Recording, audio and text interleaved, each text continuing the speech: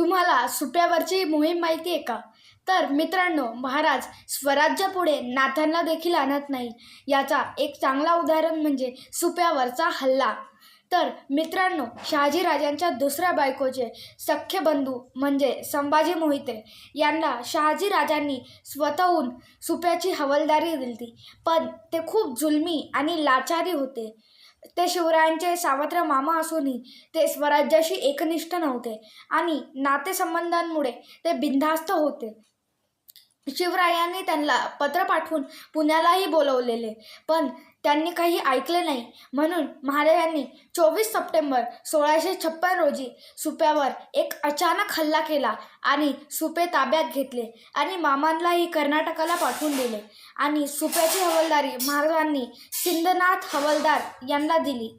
आणि याहून रयतेला कळले की महाराज स्वराज्यापुढे नात्यांना देखील महत्त्व देत नाही.